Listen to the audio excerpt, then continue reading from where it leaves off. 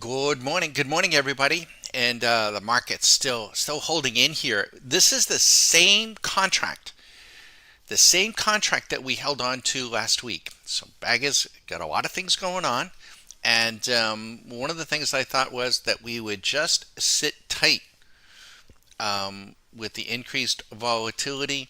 That we should be fine. That we've got a pretty nice entry here. Now, so we're well off of our high. Now, if I was trading this based on the money, I'd be eating my guts out, right? So we don't. We don't. I don't, oh, we were up this much. Oh, we were down that much. Oh, we were up this much. Oh, I could have done this with the money. Could just don't. We don't play that. It's a position, and you know, I'm fine. I'm fine. Now, I won't let it get out of hand. We do need to come out of this contract, though, by Friday. Hopefully today. Hopefully today. And at the close, if we can see a turnaround. We do have an elevated VIX, a little bit off the lows. So that's where we be. Let us know if you have any questions. By the way, we did send out an updated scorecard. Now, it may look to you like it isn't updated, but it is. And what we were able to do, we had certain columns that had formulas in the Excel. And just to help you, maintain it's not the most sophisticated um, trading scorecard. You can build off of it, you can certainly can do that, but it's just something at a glance. The idea is that you take your trading performance from TradeStation on a given day and then plug that in on a daily, and then you've got a pretty good view of what you're doing. The issue with the earlier scorecards was that if you plugged in a number or you pressed a delete in one of the cells that had the formulas in there, it would get all wonky. It would get all fucked up. Excuse the French. So we did learn, and I got to tell you, Excel. I mean, if you know Excel in and out, all the power to you, man. I think I can't believe that people, I guess accountants and stuff, work with that crap. Engineers. I mean, I just don't find that Excel very intuitive. I mean, it is a goofy thing. But and I suppose if you're working with it every day, then it's like everything else. But we were able to go in and protect the the form, a blank one, and so you can't destroy it. You'd want to keep a copy. However, if you want to change it and modify it and add things, we gave you the passcode, everybody, and it's free. We're giving it to everybody. Um, you can unprotect it and then, build it out from there, or add columns and whatnot. That's the idea. So I think finally it used to annoy the hell out of me, even here, that if I punched in a number where there was a formula in the cell, it would corrupt it. So now it should be accurate, and it should be unbreakable for a simple little thing that it is. Sound okay? All right. So if you need a copy, let us know, and we still want to focus on that profit factor, right? That just keeps us moving forward. Hopefully. Any questions? Let us know. Meantime, Swing Machine's doing just a yeoman's work here, and everyone needs to define what markets they're trading, what leverage they're trading, what days they're trading, what hours they want to trade. Have a plan, decide the strategy, how fast, how quick, how slow, how do you want to play, and then try not to deviate too much, and try to quit early. Get done what you need to get done. We have a gentleman, he may be here this morning, Chris. He's in Q School. And I asked him, I said, Chris, well, how was your trading the last few sessions? He goes, well, Don, I'm watching, I'm doing. He said, but you know what? I got done what I needed to get done. Okay. So you literally have to practice. You have to practice and you have to execute what it is you want to do.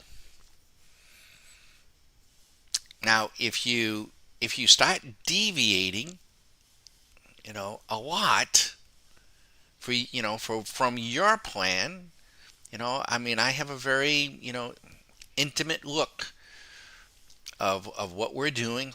I have a vantage point of what Susan is doing, and so that that's our view.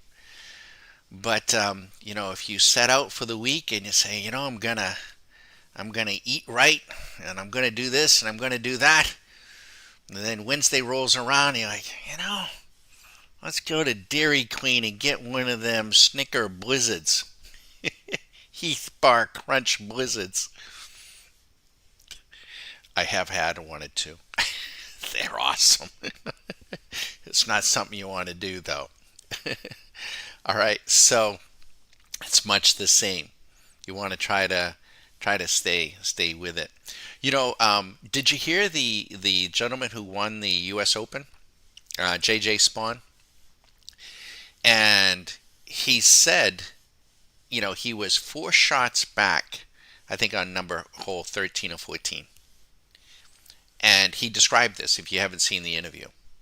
And they said, what were you thinking? How, and he said he recalled a lunch that he had with another golfer that I don't think was really in contention for the week. And this golfer was telling a story about Tiger Woods and Tiger Woods' experience at the U.S. Open or in majors. And he remembered the conversation, and he said this golfer was telling him that Tiger would tell himself that I just have to be near the lead. I don't have to be in the lead. I don't have to be, and when I'm near the lead, I don't have to take huge chances. This is what he said. He described this. And I think I even retweeted it, not that I use Twitter for much of anything, but it definitely resonated. And he said, so when I was 4 shots off, I just had that in my mind. This is J.J. Spawn speaking. You can see the interview. That I just need to keep playing. That I'll if I keep playing well, I'll do okay, and don't take any big chances. And he said, lo and behold, 3 or 4 holes later, he's 1 shot off the lead, and the next thing you know, he finds himself in the lead. The field came back. So trading there is a sportsman-like mentality to this. And I hope you like it. You better like it. Or it may not be something you want to do. You may not want to. We're not competing with all the other traders. You're not competing with me. You're not competing with anyone. And you really probably don't even want to be competing with yourself. You just kind of want to, I think you just want to execute. It is amazing that how my takeaway on this is, one of the takeaways is, it is amazing to me how I feel as though I can go down. I can take on some water a little bit, not a ton, I don't want to sink the boat, but how relatively easy it can be when you're trading like this and using these products to fill the boat back up, to heal your account and bring yourself back up and move right out. You have to have that inner confidence from having done that. And you will need to do that over and over and over again. So it better be a feeling that you're okay with. You can't go into a baseball tournament or a baseball game and only play, well, you can do this here a little bit, and I'll explain, but always be in the lead. you know, always. You may go down a shot or two, and that's sportsman. But the other part is huge part. You get to define, which is where I bring it full circle. What Chris said was, I made my number done, so I'm done. Beautiful, beautiful. So when you get to where you want to get to for the week, stop. Stop. I may be still trading. Other people will be still trading, but don't concern yourself with other people. Just stay within yourself. Make sense? I hope so. I hope so. And any questions, if you want us to plug anything in, let us know.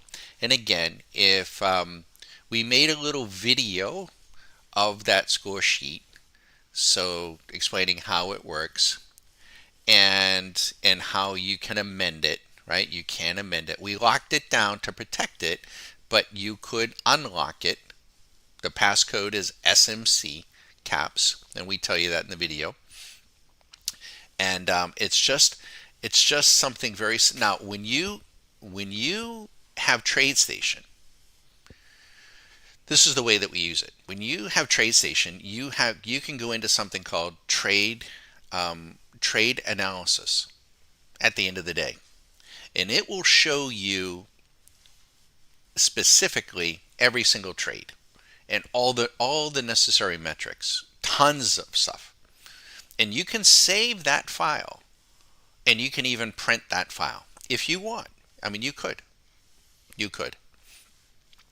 What I like to do, though, is at the end of a day, I may have traded multiple markets, multiple things.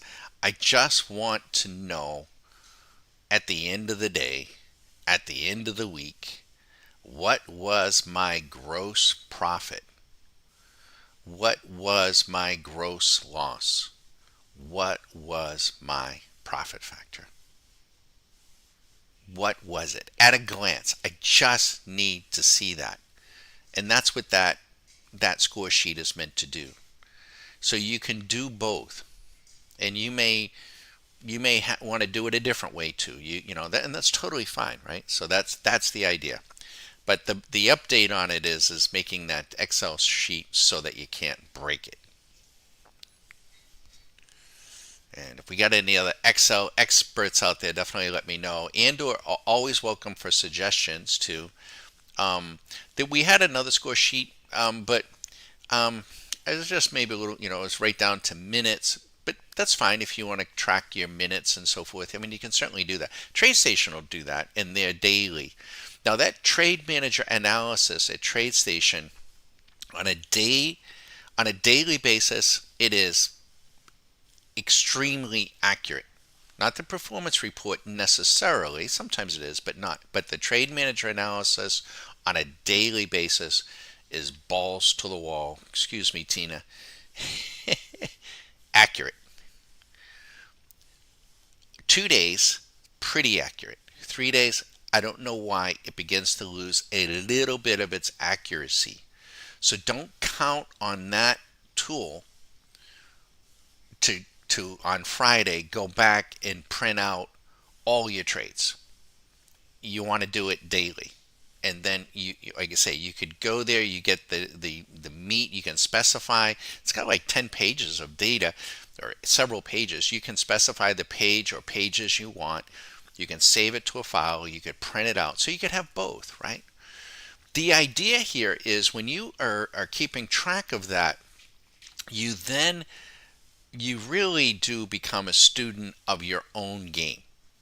So then you can look back, not just on what you were doing that weren't working, but more positively, what were you doing to, when you were trading well?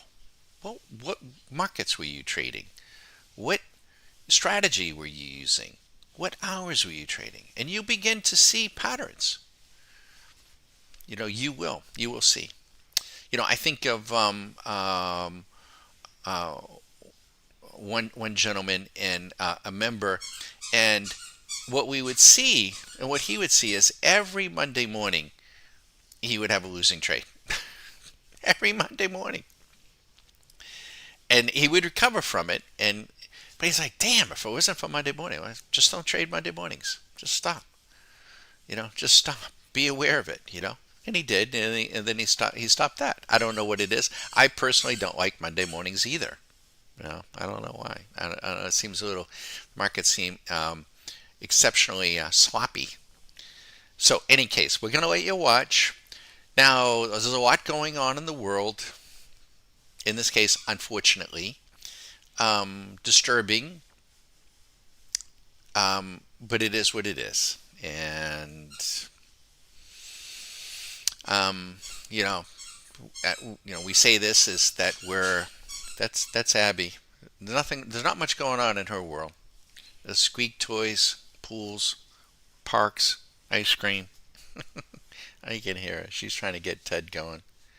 You hear her growling? She's trying to get him going.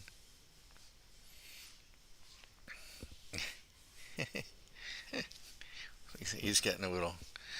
He's older. He's not so interested. He may need a shot of some testosterone or something. I don't know. She's only a year. He's 5. But where was I? Um,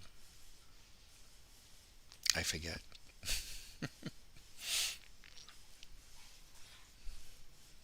I guess the point being is though, just take your time, be patient, be disciplined. Try not to trade perfectly every single trade, every single day, everything. Don't you you just trade well. And I guess the idea is that you can quit early. Do you have the discipline to do that? If you make your money by Tuesday, can you shut it all down and go do something else? You want to. You want to. All right, so we'll be here. Any questions, let us know. I hope the image is good. We're still pushing forward. Annual members, please know the idea here very soon, we're going to be bringing back up this live image on our website. I think is the plan. So we're still getting caught up that way, but it will be coming back up. YouTube will try to punch up where we can, when we can, to give you a view. Understand that it's not our fault. It's YouTube. You are some 40,000 milliseconds behind, about 40 seconds, which is 40,000 milliseconds. That's quite a bit, right? It's quite a bit. And so we're not showing this view for people to necessarily, trying to pick off trades. We're just trying to give you a view of what we're trying to do and where we be. All right. So we'll see if we can catch a turnaround Tuesday. It is remarkable. ES is at 60, 68. Oh, I guess what I was going to say is about the, I won't comment on the on the Mideast war situation. It could be there, it could be wherever. It's just that as traders here, we're not trading the headlines. We're not because even if we knew the headlines, we don't know what the market outcome is, right? So it is what it is. Um, as humans, we don't want to see people killed. We don't want to see people in pain. We just, that's not. We don't root for that or anything of the kind. And fortunately or unfortunately, because of the nature of what we do, that we're plugged in to a view. You are plugged into your own view of your own money every day, and you get to see everyone else's money too, right? A lot of people don't want to see their own money every day, and don't want to see anyone else's money every day, all day, right? They just rather not, They're, they're at the lake or they're at their beach house, they don't want to be bothered, and that's okay.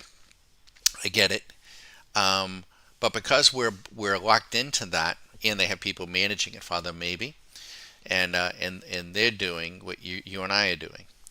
Because we're locked in on that view, when the market reacts to whatever the news of the day or wherever, there can be a reaction, and because of that, where we get dialed in. I really try to segregate it. It used to bother me.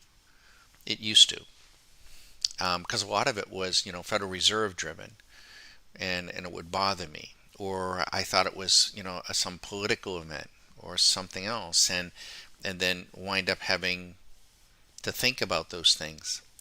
I, I, I am aware of what's going on in the world, um, you know, so I have, like everybody, an interest of sorts, but I don't let it weigh on me or Susan or on the trading. And I don't, and as you notice, I'm not even mentioning any of it specifically because it doesn't have a bearing. I'm only interested in, which becomes kind of therapeutic, the here and the now. Only interested in this shot.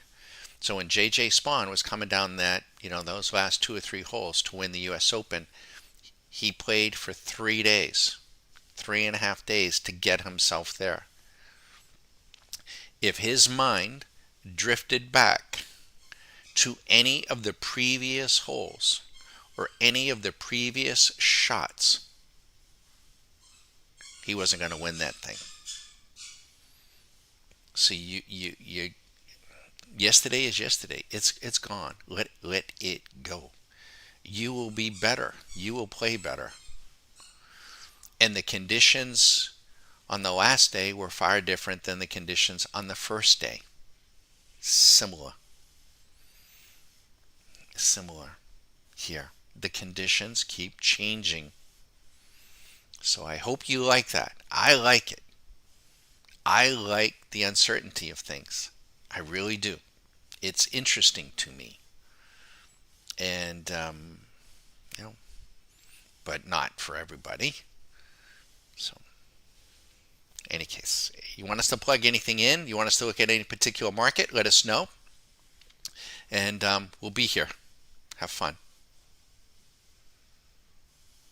And if you don't have that scorecard and you want it, just send me a note and I'll send it to you.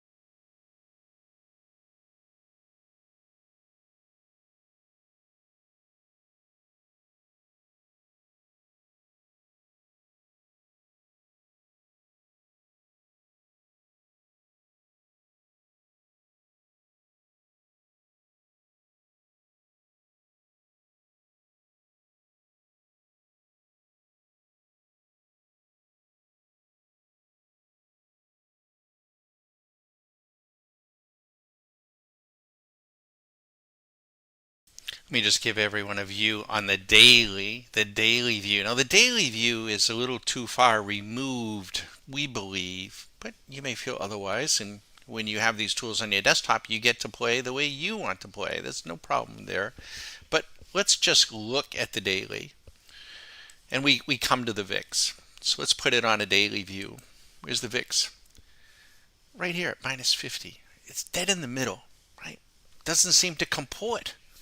Right, that's the, not to belittle or in any way about what is going on in the world, but right now the VIX isn't too concerned. I'm not saying it should be this way, it shouldn't be this way, or anything else, but that's where it is. It just isn't. It's just in the middle. Now, I understand that it not to be here, that would be very problematic, but you would think it would be up in here someplace, but it isn't. Let's look at the ES on a daily. It's at 60 here. So it's a little bit, and it feels that way. I don't know about you guys, but it feels a little more resilient and optimistic, or a little bit more bullish than you would think it would be. Again, why we don't bother with the headlines in terms of market decisions. We bother with the headlines about other things, political decisions and everything else, but not market decisions. We just want to come here. So my interpretation here on the daily is that market is a little bit ahead of itself still, right? Now, if I see the VIX starting to do this number, then we're gonna have to reconsider some things, but it's always more difficult.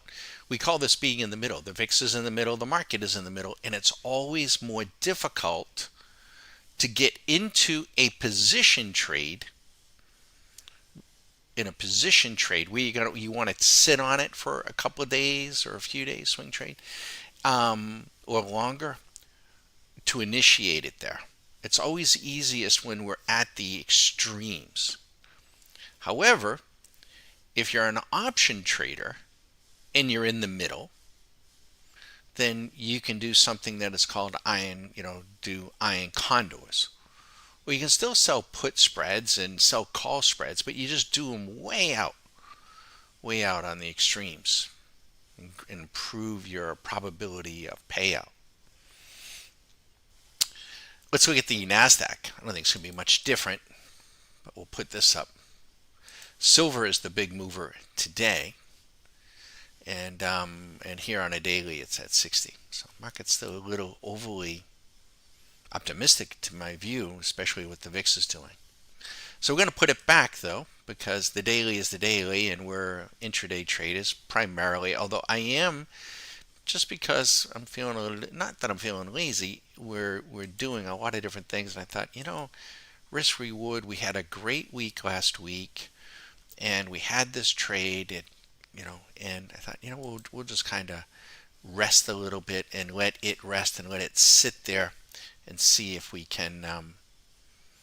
But we do got to come out, because this contract is, the volume. You want to be trading the September contracts now. This contract is going to be dead on Friday. We'll be long gone by then. Put this back. If you want me to plug any market, any stock into Swing Machine, I'm happy to do it. We can look at it any number of ways. This isn't the only tool, right? It isn't. We have dozens of tools, but they're tools. You do need acquired trading skill. You do need acquired golfing skill. You do need acquired carpentry skill, piloting skill, scuba diving skill. The more you do something, the better you'll be, and you'll get to, settle in on the tools that you want to use. During Q School, we try to peel that back and not swamp a person, but show what's possible, and also kind of take our time and show the process that a person might want to go through. Chris has been doing that. Chris might be listening, and he's been really just taking his time. Saying, okay, I'm going to do, A, B, and C this week, Don. I'm going to do, and just, getting acclimated. And the chances are, in 6 months' time, he may not be doing what he's doing. But then again, he might be. And or he might be doing half a dozen different things. And he might then have certain things that he wants to do when the markets are tight, like this in the middle. He might have different things he wants to do when the markets are bearish or bullish. That type of filtration. And it's hard to, you can't compress all of those possibilities into a brief window, which is the Q school, because it is what it is at that time, at that given time. And the volatility could be really high. We have folks that were going through the Q school when the volatility, we were at 25 on the VIX, 25. We were at 27, 28. And we're going this way, we're going that way. There's a lot of things that we can do there when we get that type of volatility. Oddly enough, this volatility came down, and despite the headlines, the volatility is still rather muted. It's shocking to me. It is kind of shocking, but I've seen it before. What comes to mind is COVID. We knew about COVID in late December of that year. The markets were very, very vulnerable, and we started to read stories. And the world stories at that time were rather sad. They said that people in China were dying in masses, and that the carbon monoxide levels were high because they were burning bodies and all this. It was terrible. Market didn't care. It wasn't that it didn't care. I shouldn't say that, but there was no reaction. And then in January, it started to get more pronounced. And then the cases started to come out. The market didn't react. It just didn't react. And I remember it distinctly. Our members do. I'm like, damn, I think it's real. I think it's a real threat. I think it could, morph into something. But the market doesn't. It was bullish. And then we got into February. And by February, we all know.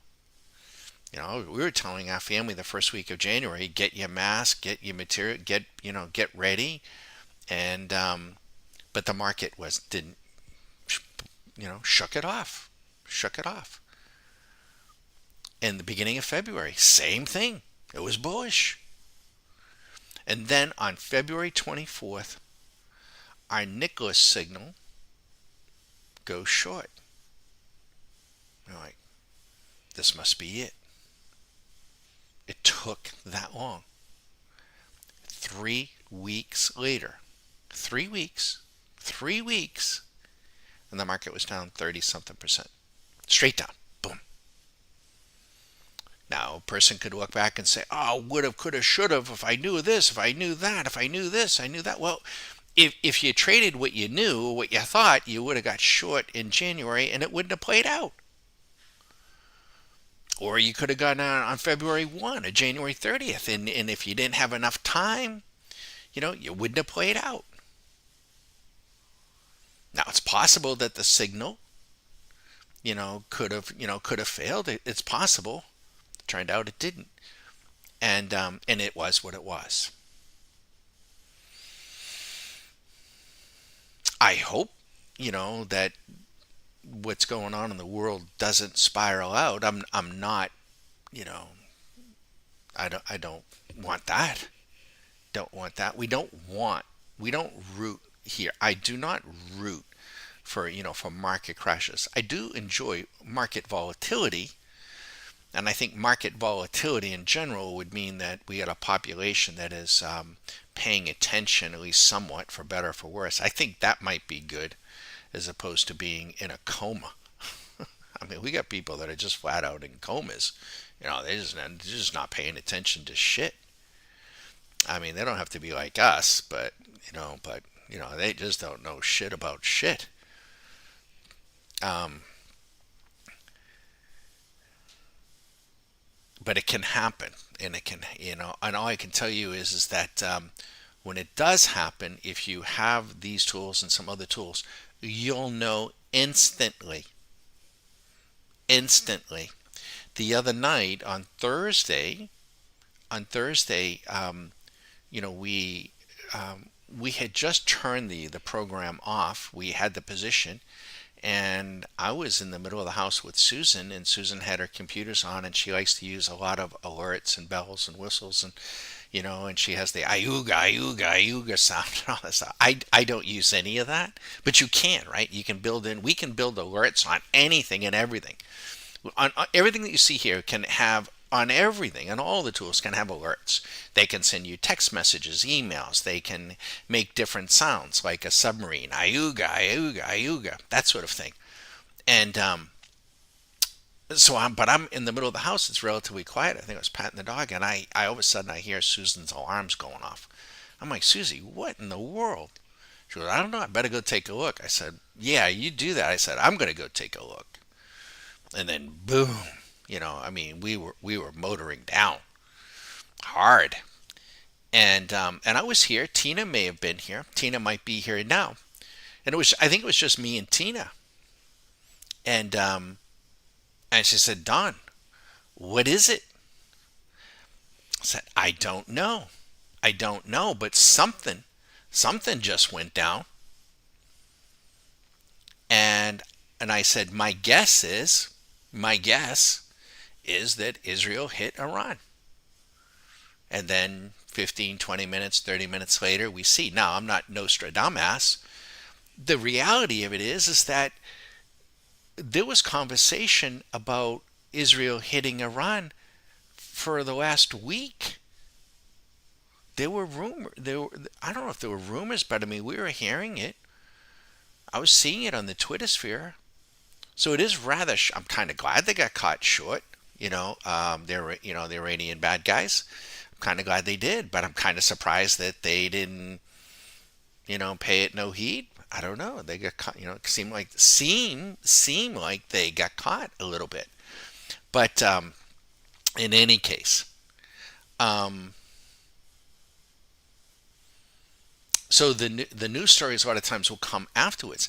We just upgraded our computers, and I used AI to spec out our computers.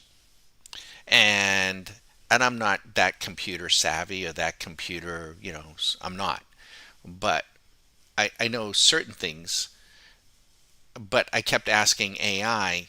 I told AI, namely Grok, I like to use Grok on Twitter, and I said, this is what we do, and specifically, I said trading TradeStation. This is my trading platform, and I'm an active trader, and I need to know what do I need for memory? What do I need for this? What do I need? And I kept asking, and it got to a point where it just said, okay, these are the specs. And it said, and it actually said this. It was kind of funny. It said, if you do anything more, you're going to be wasting money, because TradeStation sends the signal out or sends the data in 10 milliseconds. And you can't go any faster in Dawn. It didn't say Dawn, but it's, that's it. There are 1,000 milliseconds in a second. 1,000. The blink of an eye is 200 to 400 milliseconds. So that signal, that data that is showing up on our screen, is happening probably within 10 to 12, 10 to 13 milliseconds. I'm assuming. I don't know. I don't know if it shows right at 10, but it isn't going to go any faster than 10, because that's what TradeStation has, right? And it's got, the signal's got to go to them, to us, and it's got to go through. So, maybe it's a little bit. Now, YouTube, you're watching on YouTube, and YouTube builds in like a 40-second delay. So that means that if you're watching and you're seeing our screen, there's 40,000 millisecond difference. So that's why you can't, and we don't suggest that you try to trade any of this from there. You're waylaid, you're delayed. That's not our fault. That's just what YouTube imposes, for whatever reasons. I guess the point being is that, and I'm reminded, for better or for worse, people will react to their stuff first, right? So either they're taking action on their own, or they've got hired guns or hired money managers or hedge funds that are acting on their behalf. And they're all out trying to get, yesterday's newspaper today in the information, and they're all presumably trying to make the best decisions that they can make. The challenge is, the problem is, though, when you begin to start to interpret these things, is I'm not sure that it's worthwhile trying to even interpret, because you don't know why someone might be buying or selling, and you don't know, and I don't know, what their outcome, what their plan is. And even if they have a plan, they may not even have a plan. They may have billions of dollars, they don't even care about it. I don't know. You don't know. You don't know. And if you impart too much significance to any particular movement, overall movement in the market, sometimes the market just moves because the market just moves. It's a flock of pigeons in Vatican Square. Somebody throws a pebble, one pigeon flies, the other guy says, hey, he's flying, I'm flying. Shit, everybody's. And the next thing you know, the whole thing is flying. Why are they flying? I don't know. They're probably asking each other. I don't know. That guy started flying, so I think I better start flying. And it gets into that type of environment. I'm also reminded, like, if you trade a stock that is thinly traded, it doesn't trade that many shares, and the CFO, his something happens in his family, or and he's got to put his hands on a lot of cash, very quickly, and he comes into a thinly traded stock and dumps a whole lot of shares. Is there any meaning behind it? It may not have anything to do with the prospect of the company, one way or the other. The guy just needed money to do whatever it was he wanted to do or had to do. So when you stop and you think about it, it's like, okay, well, I get that. I guess then I guess there really is no meaning. This is where I think about it. There really is no meaning behind an individual trade or an individual price movement or a narrative. So therefore, then I really don't need to ask why. I don't need to know. That's the rational side of my brain trying to, well, gold is down $23. Well, why is that? I don't know. I don't care. All I know is if somebody had come in with a mini contract at 10.15 and shorted gold at 34.0470, they have an extra $1,000 in their pocket. And if they choose to take it, they choose to take it. Nothing against Peter Schiff, nothing against gold, but congratulations, you got an extra grand. Or if you did it on the 1 minute. I don't. So we're purely, what we're doing is we're trading the money flow, whether it be stocks or options or futures or whatever. The prices are going up, the prices are going down. We're coming in, we're buying and selling and buying, and trying to extract cash flow from the money flow. And we're trying to do it on a risk-adjusted basis. We're trying to do it, in a mechanical, robotic type way, measuring our risk and extracting that cash flow in measuring it based on something called profit factor. And when we have a profit factor below 1, we're losing money.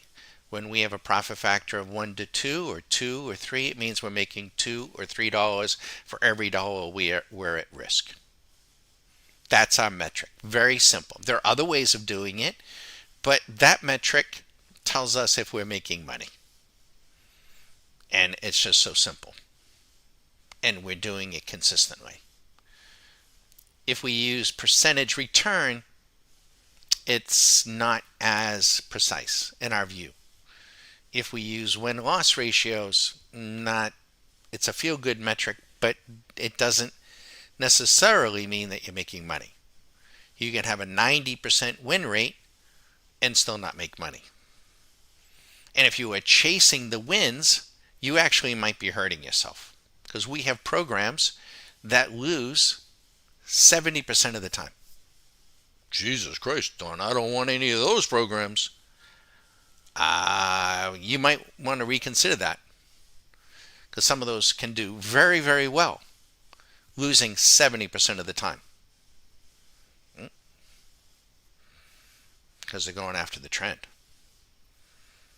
And so if you are out there and you don't know that, you don't know what you don't know, and you're trying to feel good. How many wins do you have today? Honey, I had eight. I won 8 out of 10 times. Great. You make any money? No, I didn't make any money though. Oh, okay. Well, but at least you're on the right track. No, you're not. No, you're on the wrong track. You're off the track. Doesn't matter. It does not matter. So, in any case, when we buy and sell and buy like this, we provide liquidity to the market.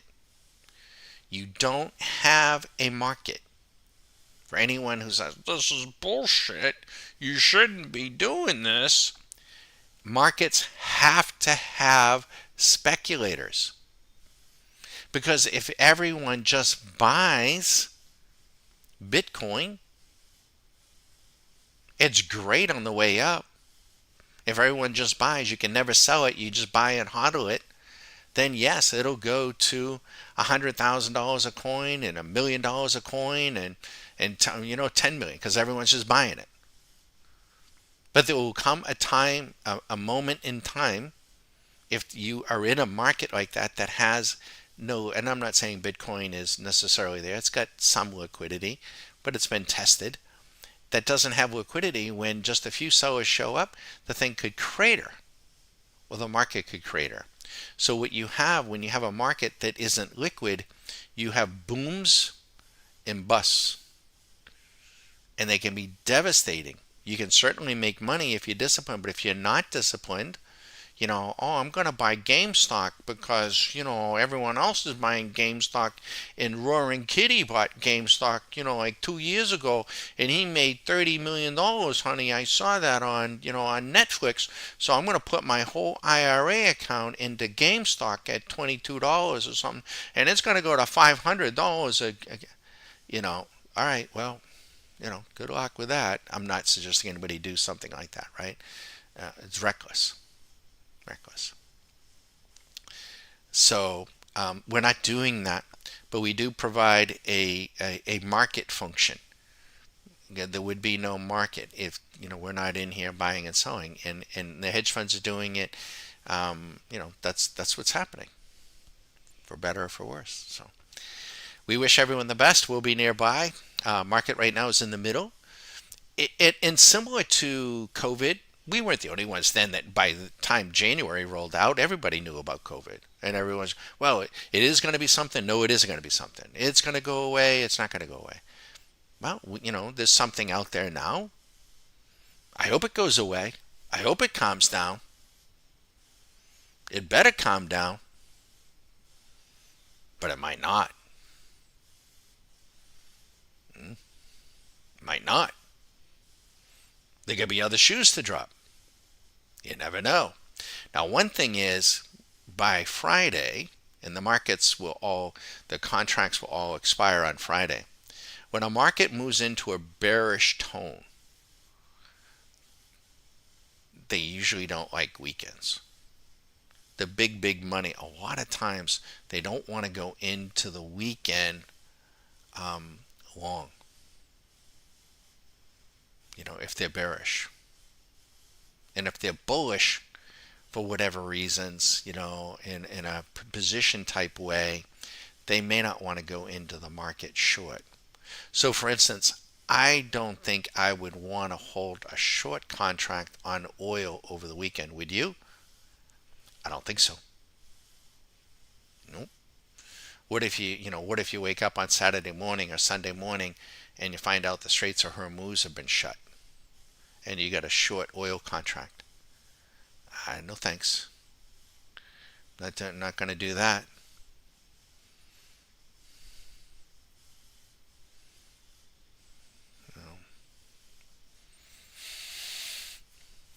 So a lot of times, and this is really all the news and noise that you need to see, not noise, but activity you need to see, and then the news will come after the fact. And I draw the comparison, not maybe the best one, but to demonstrate how people will reach out for their stuff sometimes in a, I don't know if it's rational or irrational, but when a plane, you see these videos of big airliners that belly land, and they don't crash and they belly land, and the wings are on fire, the plane is on fire, the chutes are out, and you see people sliding down the chutes, and they got their carry bag with them, for the love of Pete, right? They probably, which means that they had to stand up with the plane burning on smoke, and they're reaching up into the overhead. Why? Because they want to get their shit with them. That'd be just my luck that I got 10 of them in front of me. Leave the crap behind and let's get off the plane, right? So they, this is a wonderful news, whatever market you want. I mean, you could put Apple in here, you could put anything in here, and anything going on with that stock or anything going on with that market of any importance, you are going to see it long before you see some news article coming out of the Wall Street Journal or God knows the New York Times on whatever. And chances are that story's got nothing to do with nothing. You'll see it.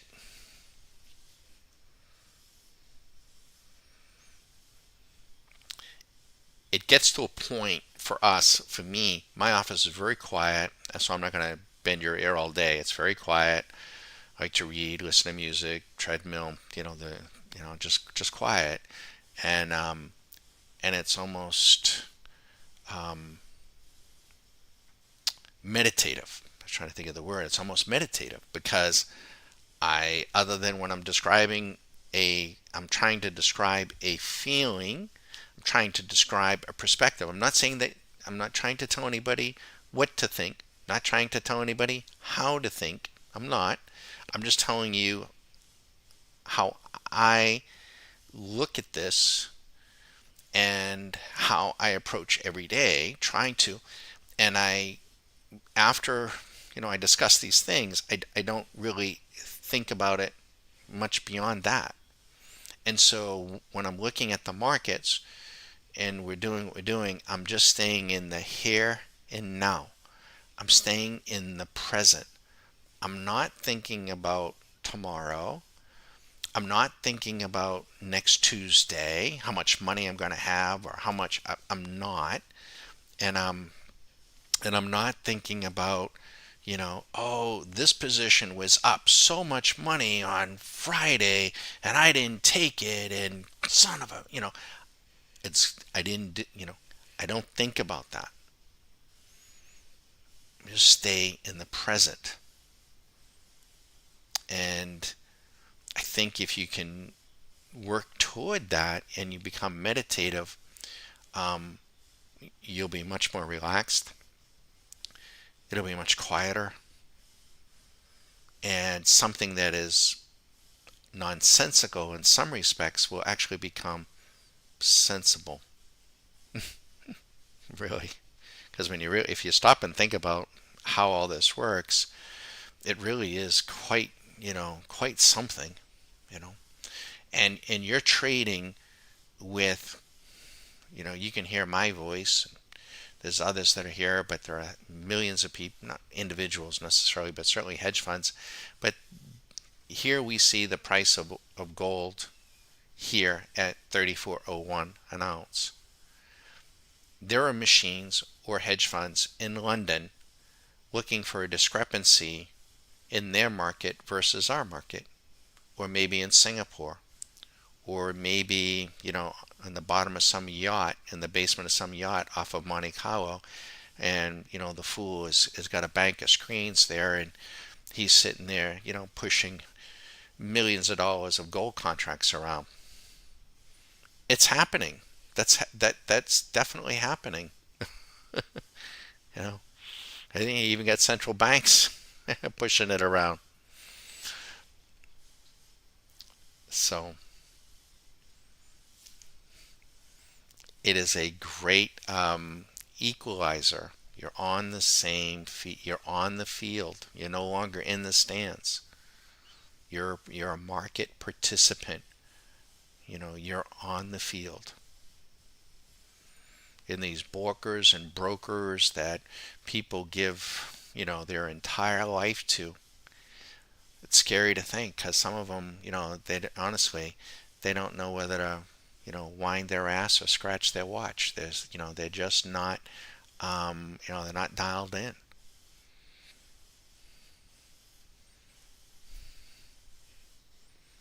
Any questions, you let us know. I'm going to shut up.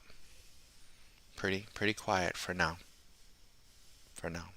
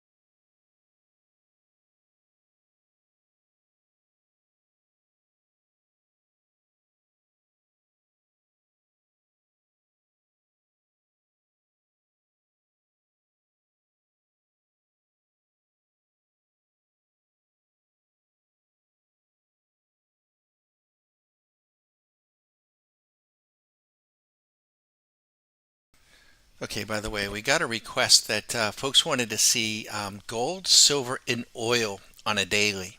So let's do that. Let's go here and let's put gold on a daily basis. So gold goes long 110 days ago. I don't have the date in here. Maybe I should do that. We can put the date in. We'll put this back. We hide some of the plots just to make room, but I'll put the date back in. There's the date. So back on January 9th, you're thinking, I think, things are a little uncertain. Gold's trading at 27.75. Honey, let's take some of our cash and buy a futures contract on gold. Now you don't have to worry about time decay. I mean, you may have to roll them, because you would have done well, but you'd have $62,000,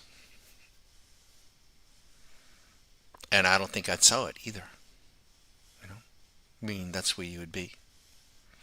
Now, if somebody said to you, gold might be rich at 27.75, 110 days ago, there is something called the gold-silver ratio that has stood up over time, and that is a ratio between the price of gold and the price of silver.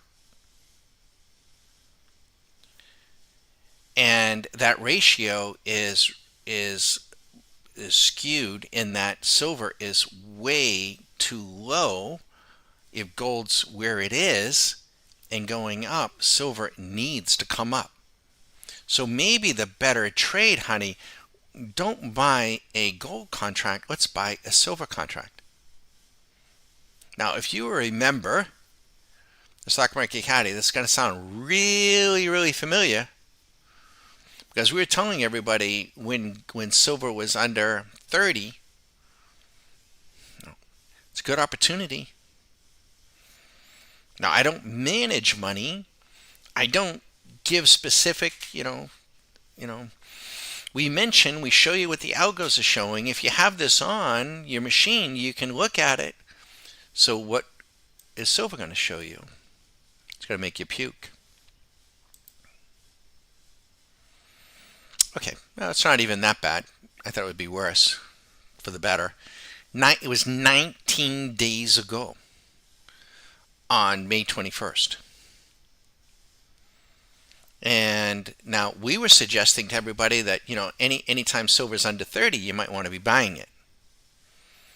Now, if you buy 100 shares of SLV under 30, yeah, it's $3,000 and you're up, $600.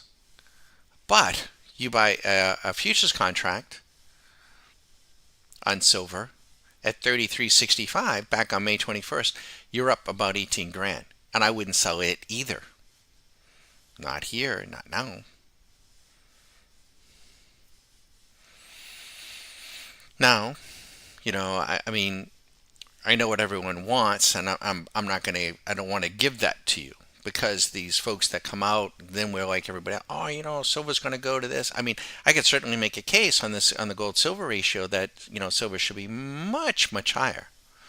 But I don't want somebody out there just, that guy on the internet said it was going up, so I put my whole IRA in there. I don't want to be, even intimate that. This is not what you want to do. And if you are doing that sort of thing, that's not good. Let's go to oil. Now, oil was down into the 50s. And we were commenting to our members on a nightly, it's like, it was down in panic sell. It's like, this is not the place where you want to be shorting oil. You might even want to be thinking about doing what? You might want to be thinking about buying it. Just be thinking about it. So I mentioned that with the hopes that people will be like, okay, well, you know what? Maybe I better pay attention to what's going on with oil. Now, if you're an annual member and you have this tool on your desktop and you've taken the time to build the radar and get oil in there and you're comfortable with the market and you understand, and let's put it on a daily.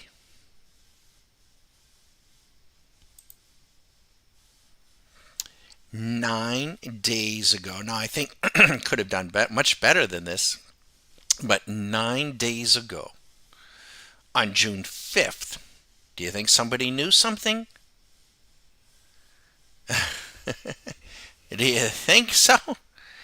Do you think those politicians in D.C. would go buy oil futures contracts if they knew something was coming? What do you think? Somebody, they always know something, right? That's why they like to be in the know. That's why they want to be near the power centers, right? They're making billions off of this. There's so much we don't know. But what we do know is that 9 days ago, the bastards started buying oil contracts. And they started buying them at 61.85. Now, they bought thousands of them. Maybe tens of thousands of them. Thousands of them. If you bought one, you're up 10,240. And entries matter. Now, if you're waiting to get a news story from, Jesse Waters on Fox, which I think is just awful, but, or something on CNN, there's something going on in the Mideast. I don't really know, but, I heard about the Straits of Hormuz. I think I'm going to get long oil. I don't know. Maybe, or maybe not, right? I don't think you want to be doing that sort of thing. It just is. So back on the 5th, when you got the signal, our members would have been schooled. Don't ask why.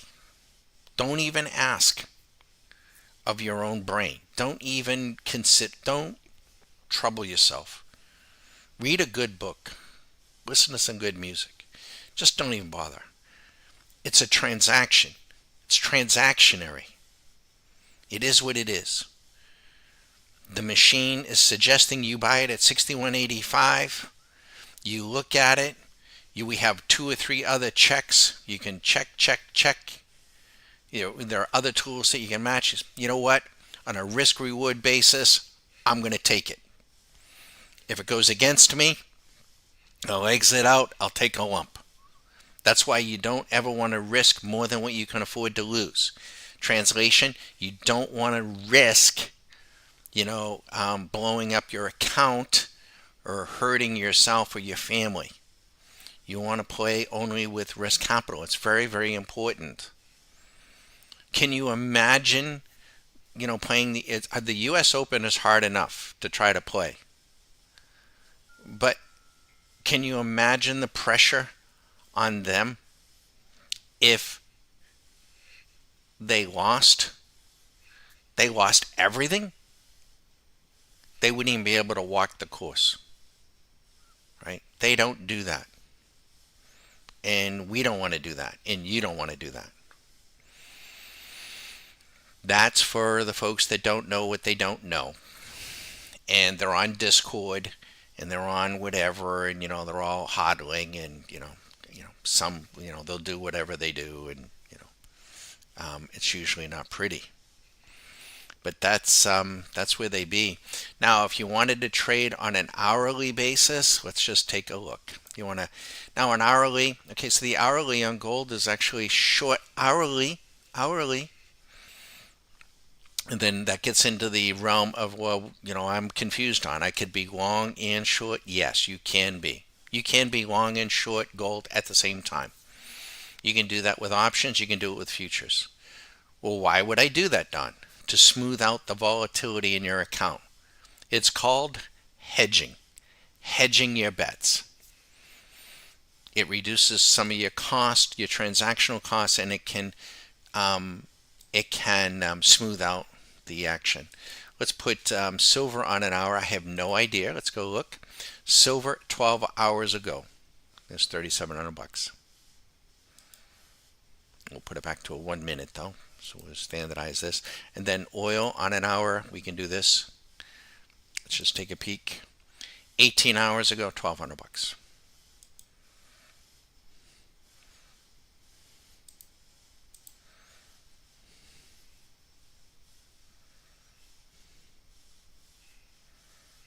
We'll be here. If you're thinking about a Q school, just be aware. Um, June is completely full. July is completely full. You can sign up in advance. We have folks that are doing that now for the fall. We'll give you access to the videos. We can even give you access to some of the files, get you started. But the one-on-one sessions that will last for about 3.5 weeks, and they may be stretched out over a period of time, but they can't begin until at the moment until early August. But if you wait until July, it may be early September, right? There's a we're small, and there's a lead time, and that's where it is. So I wouldn't want anybody thinking, I'm gonna call Dawn the last week of July, and I'm gonna start, the next week. We schedule. We have to, right? We have to. It's a beautiful thing. We now have folks just all over. It's wonderful. In some respects, the world's getting smaller, and we're all interconnected, and it's beautiful. It's beautiful. So we got folks not just here in the States.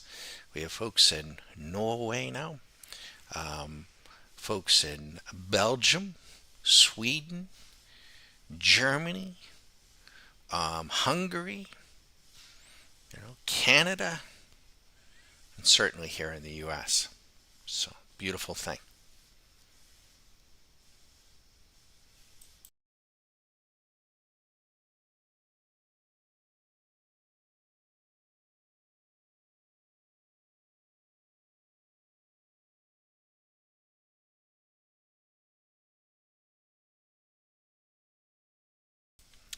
If you find your eyes gravitating, hopefully they're not, but you're gravitating, your eyes are gravitating to my position window.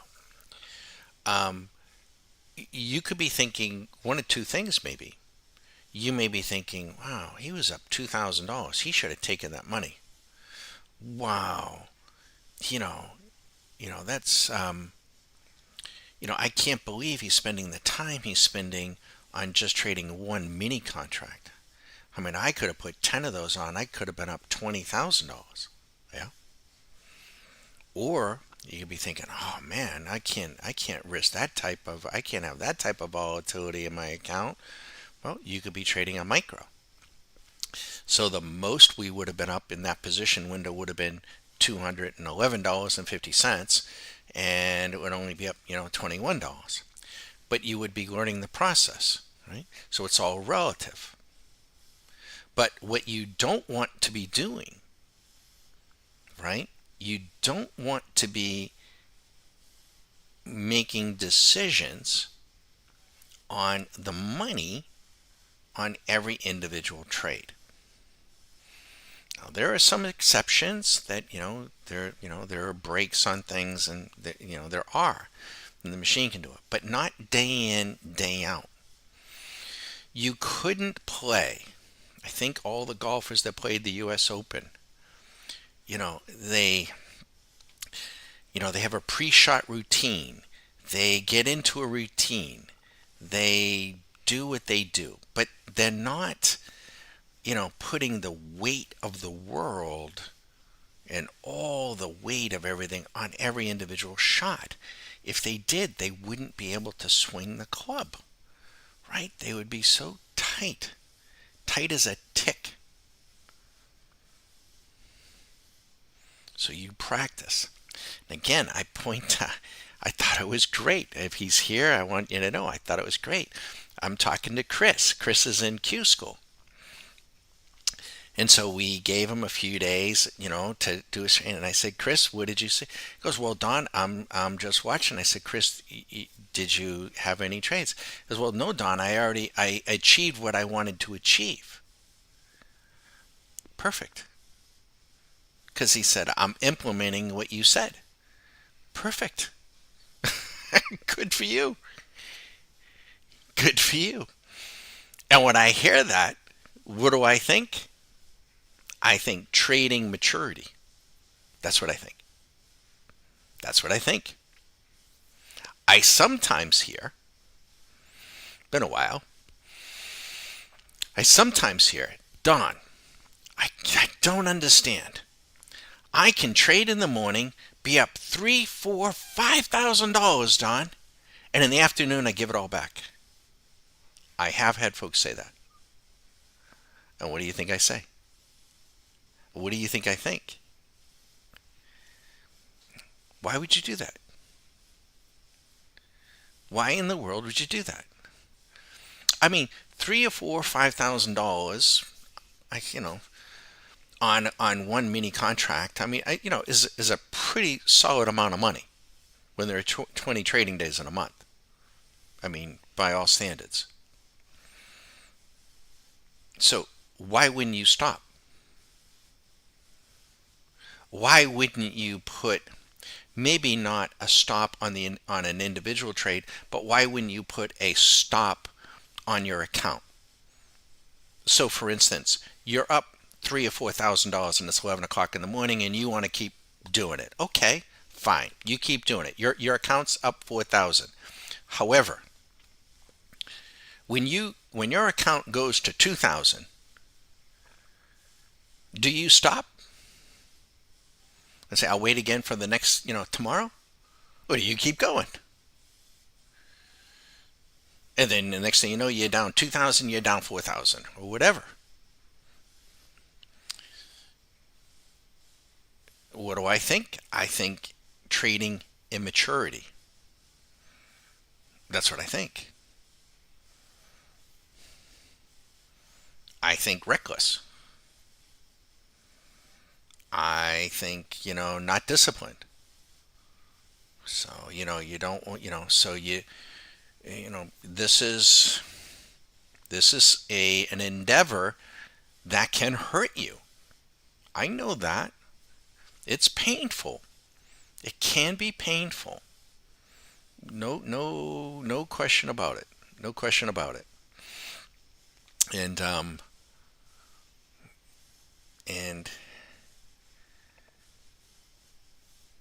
there's not many other professions where they'll reach in if you don't get the job done and take money out of your pocket. They will do that here.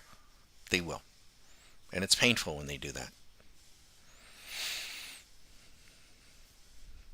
So you have to set up the construct and the rules around it that there are limits.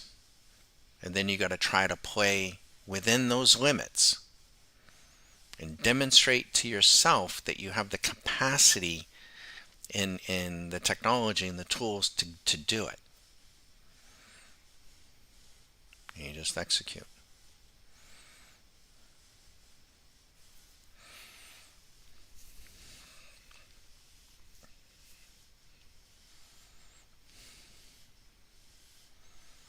It's a great life. I mean, I and I assume those that are here is something you're passionate about, something you enjoy. You want to do it only what you enjoy, right? I mean, if it's not something you enjoy or something you're skeptic, it's okay to be skeptical too, by the way, if it's in the beginning. It's totally okay. I think it's a good idea to be skeptical of a lot of things, everything really. I'm a very skeptical person.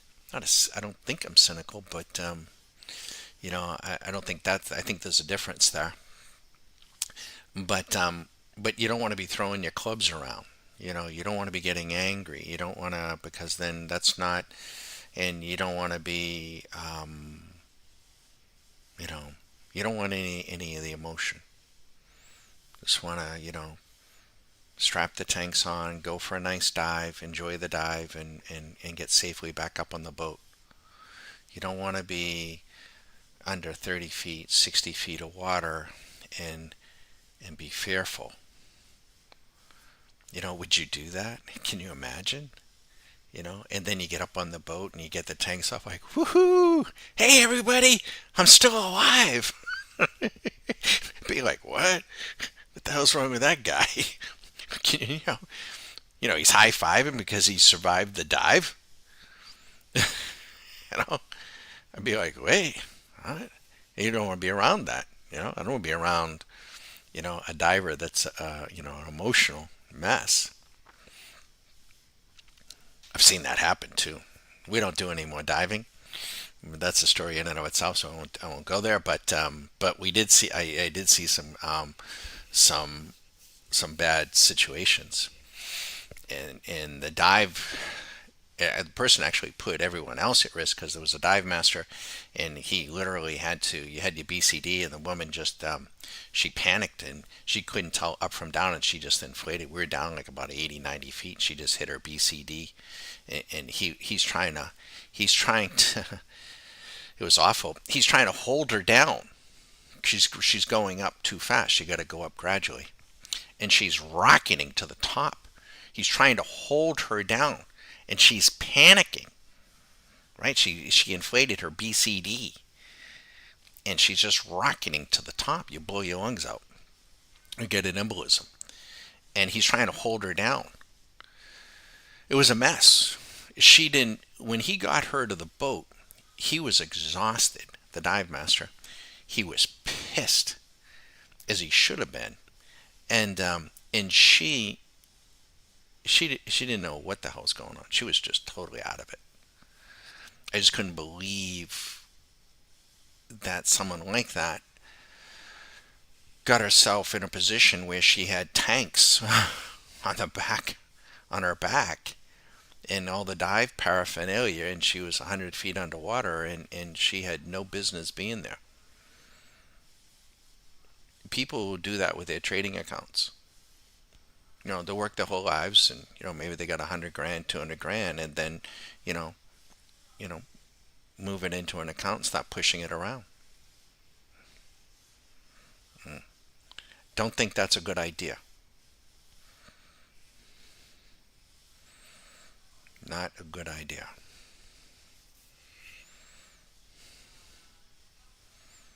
Stay patient, stay disciplined, stay mechanical, use the tools, robot assisted, make your money, and you may have to practice learning to win, learning to quit, managing your time. You may want to trade on Friday, but you may have to practice not trading on Friday. It can be really, what if you have a down week? Yeah, you're going to have to go into the weekend, then down. I'd rather you not. That's the whole idea of quitting early, but you may have to practice that. You don't want to be on Friday afternoon trying to get done on a Friday afternoon which you couldn't get done all week. That's not a good thing. So quit early. And even if it's on Tuesday, right? We've only had this one trade. This trade is carried over from last week. I could end it right here.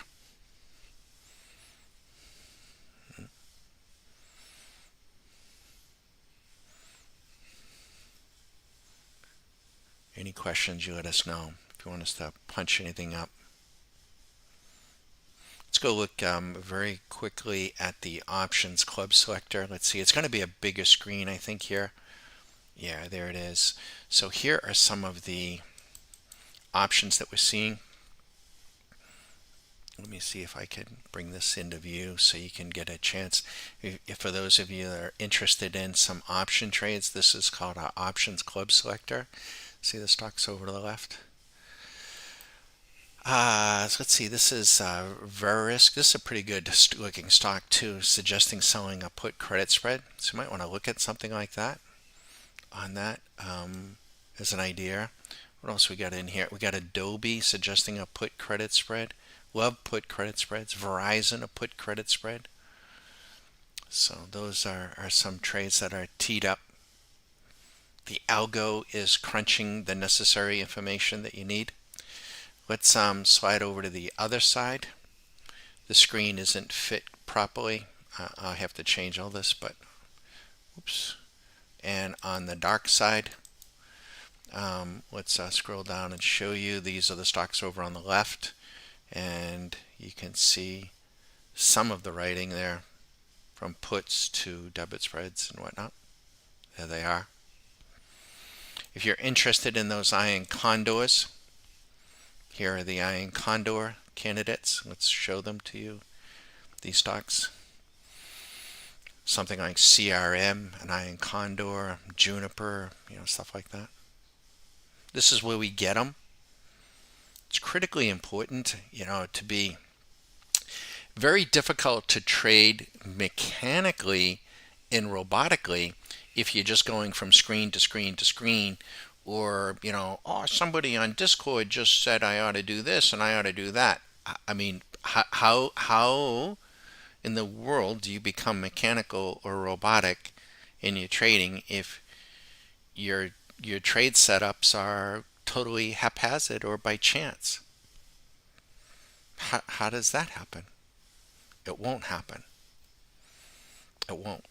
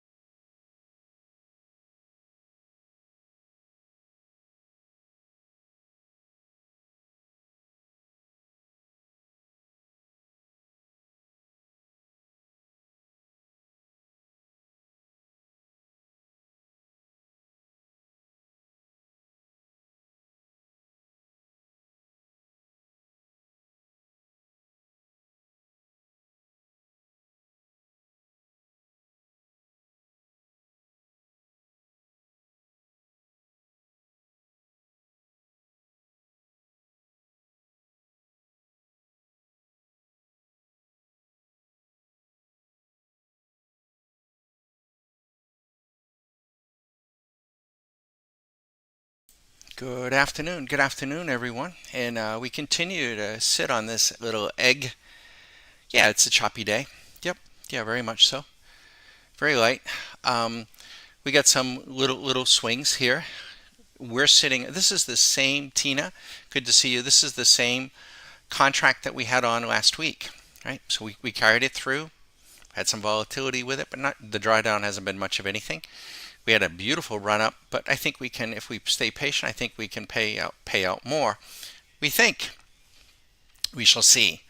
We look at Swing Machine though on a 5 minute at 1250. At 1250, the VIX goes long. The ES at 1 o'clock goes short. 375, 400. The NQ goes short at 5 minutes later, 1255. So the VIX led by 5 minutes. I love that trade. And I love the fact that they're both firing within 5 minutes of each other. There's $1,000 on a mini. A micro, 100.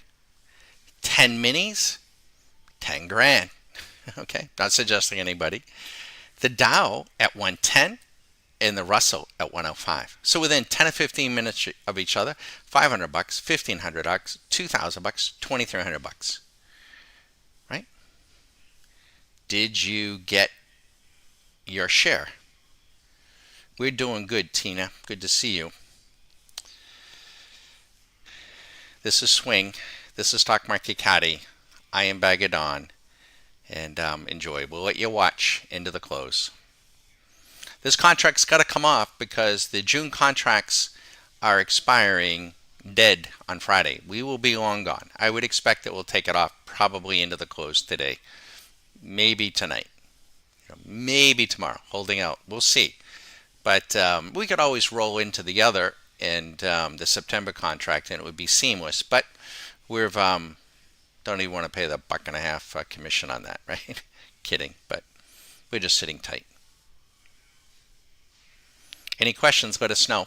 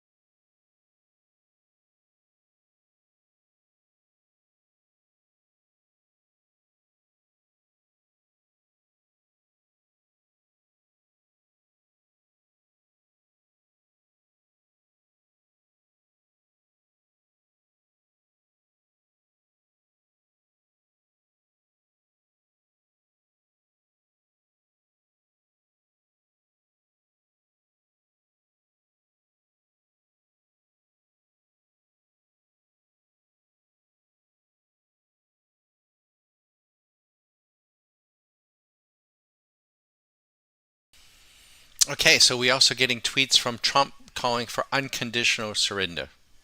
Mm-mm, mm-mm. I don't know, folks. I'm not gonna just. It is what it is. I'm not gonna. We're traders. We're running a trading business. We trade. I'm not going to weigh into it on one side or the other. I'm just not. You don't need to hear it. You don't want to hear it. I don't want to even be honest with you. I don't even want to think about it. It is what it is. I can't. You know, all we can do is here is trade around it. If our markets were more free, we might get better representation. I'll just deposit that.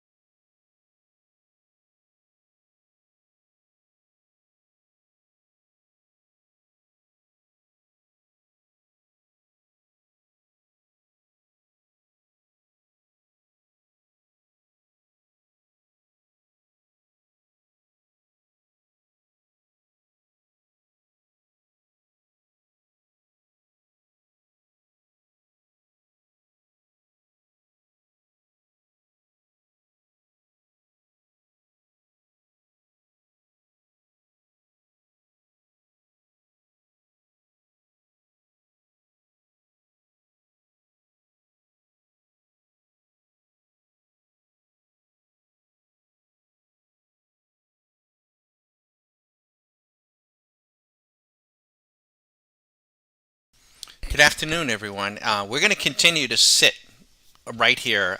We have the 5 minute VIX going long at 12:50.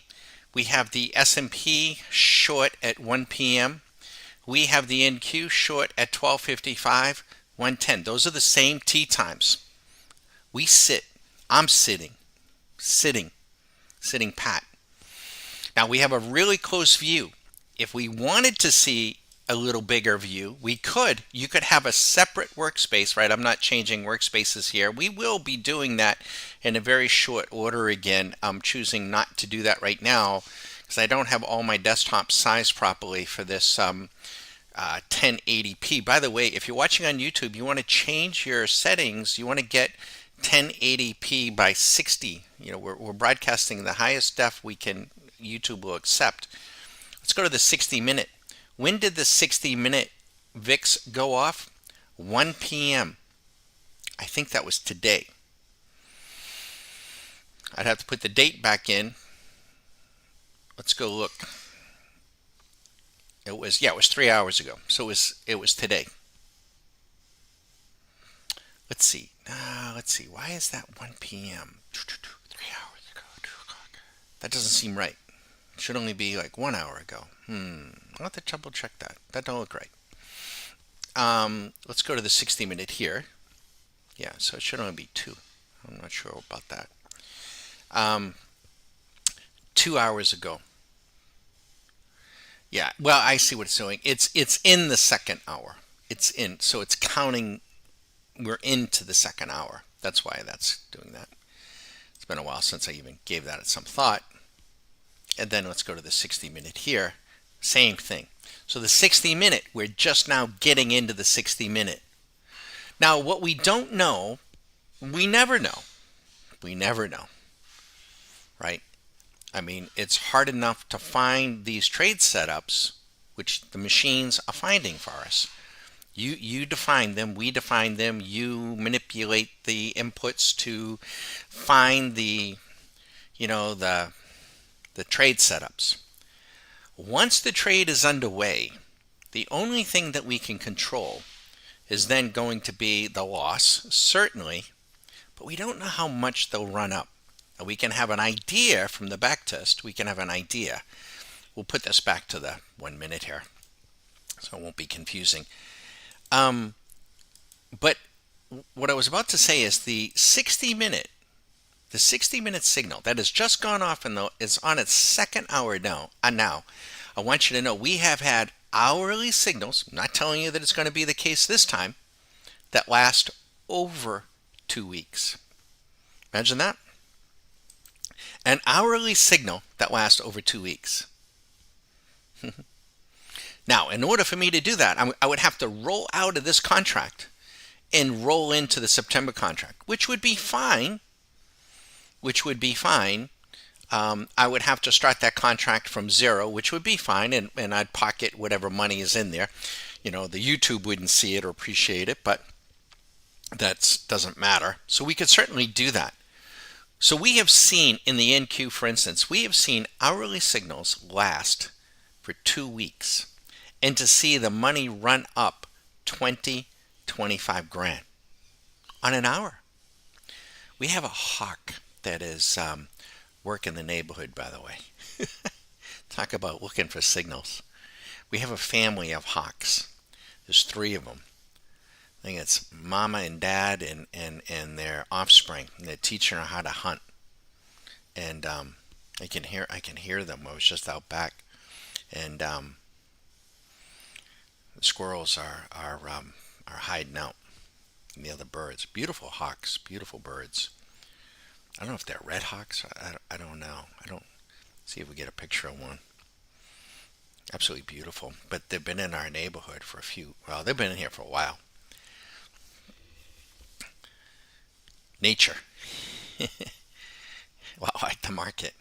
Oh, what was I going to say? I just saw a tweet. Now, I don't know if this is true or not, but this would be disturbing if you're in Tehran. Where'd it go? A major cyber, don't know if it's true, right? All of these headlines, you have to first say, they may be true, they may not be true. There may be misinformation, redirect information from God knows where. So take them with a grain of salt. But there is a report coming out that a major cyber attack has erased all financial records at SEPA Bank in Iran. So if you have a bank account in Iran, you may not see your money there. All ATMs are down with customers unable to withdraw cash. So this thing sounds like, this isn't just let's just take out the nukes. This sounds like let's regime change. Same thing, Trump. This thing, they know what they're doing. But, tweeting out last night that if you live in Tehran, you might want to leave. 13 million people. So it seems like they're, and what they're, probably trying to do is to get the powers to be, and they probably have those people already identified. They may have them already in place to do what? But to throw the mullahs out. And they'll get out. They'll get on their planes, and they will go back to where they were in 1978. And that was Paris, right? I think that's Khomeini. That was the first one. I don't know what number we're on now. But that's when, the United States had a Jimmy Carter, the sweater guy, and he thought, with the, they're good fundamentalists. Okay. It's interesting to know that the Shah of Iran, he was a military, the whole Shah family was, here I am talking about this, but the Shah of Iran was, certainly installed by American military and CIA, and then the son took over at a very young age. I want to say it was like 1941, maybe, the Shah, maybe even earlier, but from 1941, anyways, I think it was from 1941. Israel came into existence. So the Shah was there, I think, in 41, but Israel came into existence in 1948. So from 1948 to 1979, they may not have trusted each other, but they got along.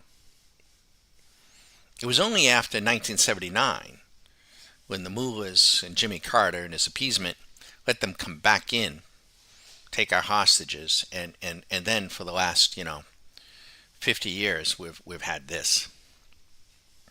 Trump knows that, and he may be thinking, you know what? Let's just end this now, once and for all. I don't know. Don't know. Not a good neighborhood.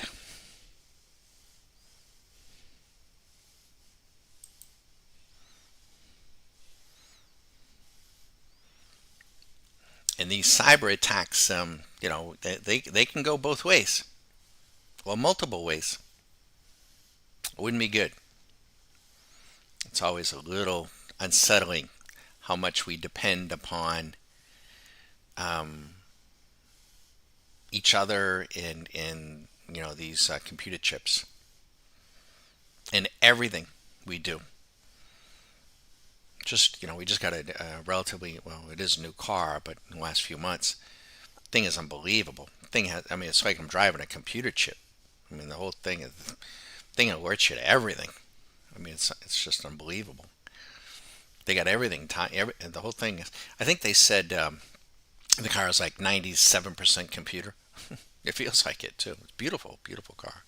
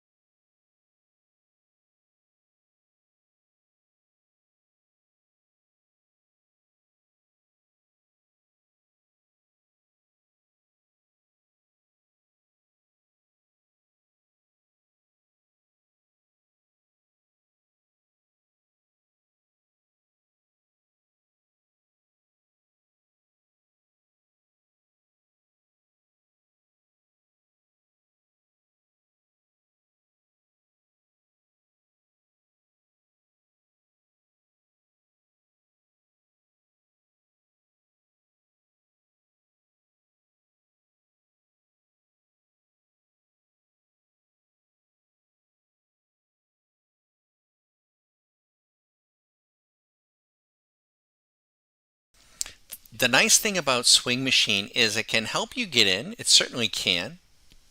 It can help you to stay out, and it can also help you to stay in. And with these 5 minutes short like this, and with what we see with the VIX doing, I'm staying put. I'm going to stay put. We'll see where we are in the last hour of the day. And then we'll go from there. Now, we trade futures because we have liquidity. We have leverage, responsible leverage, adjustable leverage. I can adjust it. And we have market access. Market will close at 4 o'clock for the public. The futures will close at 4:15. They'll be closed for 15 minutes. Then the banks will make their adjustments. We can trade in that half hour from 4:30 to 5. Then they'll close for an hour, and then they'll open back up at 6. And we can effect a trade at 8 p.m., 10 p.m., midnight, 2 in the morning. Don't matter. We certainly can. Liquidity, leverage, market access. Combine that with good, sound, acquired trading skill. Good, sound trading programs and tools, technology, coupled with patience, discipline, patience. Write your score down, post your score, go walk the dog. Have fun.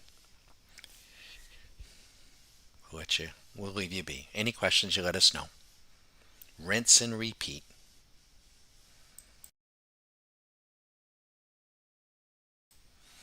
There are actually 24 trading days in a month when you trade futures. 24. If you trade on Sunday nights. Take Fridays off, you're down to 20. $100 a day net is $2,000 a month. 300, 6,000. $1,000 a day, 1,000 net, which is a tall order, but there might be days you get 3 or 4. You're looking at 20 grand a month.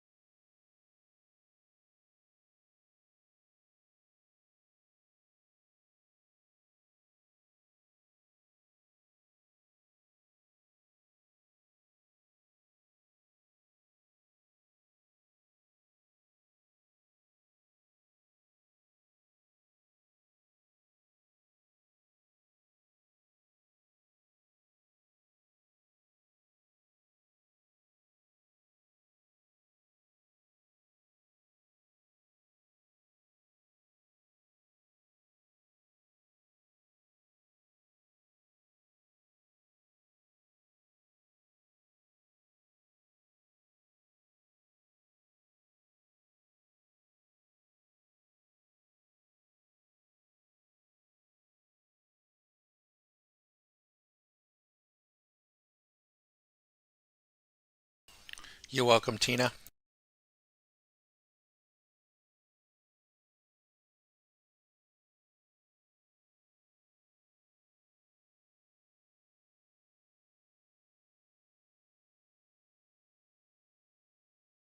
We get we're going to sit on this into the evening hours, anyways, and we're going to just be patient on this. We're going to let the market do what the market's going to do. We think, and so we're in a good position. I will say this. I was just discussing this with one of our members. We ran a beta program last week. Tuesday, Wednesday, it did exceptionally well. Thursday was a grind of a day. This is that position that went on, and we decided to hold it. I got to tell you, the beta program didn't do real well. If for yeah, yes, basically early this week here or this week. So if we had run it, so looks like we made the right call in letting it run. So or letting it or holding on to the position and not running. We will revert back as soon as we close this out to running a more abbreviated or shorter, more active program. As an active trader, whether you're mechanical or robotic, that's your decision to make. You can be real active, you can slow down. I think that if you can get in the habit of slowing down, I think you'll do better overall. But any case, that's what we're choosing. I'm choosing to do here. Susie does her thing. She's getting it done each and every day, though, and that's totally okay. Everyone's got their own trading personality, and we're not out to change it. You've got to think things through. How does this fit into your life? How does this fit into your trading account size? And you have to think all that through, and then set out to develop a plan of attack, and then um, executing. Right? Any questions? Let us know. We'll let you watch, but at about 4:15, we'll need to turn the YouTube down and reboot. We're still using some aspects of Zoom, although we're not using Zoom out on YouTube because that's crappy. But and then ultimately we'll be getting away from Zoom and hopefully entirely, maybe. Any questions though on who we are, what we're about? Don't hesitate.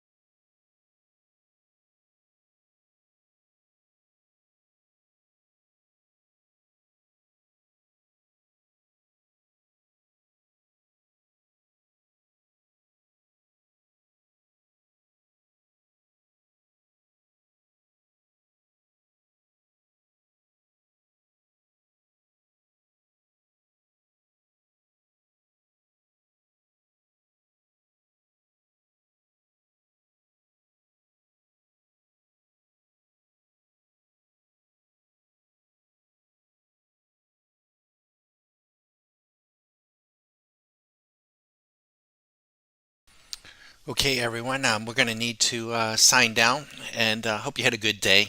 And we'll try to punch up either a little bit later or possibly tomorrow. Be sure to visit stockmarketcaddy.com. Feel free to email us. We also created our updated our scorecard. If you don't have a copy and you want a copy, and with an instructional video on Excel how to manipulate the data, um, don't hesitate. Just send us an email. Have fun, everyone.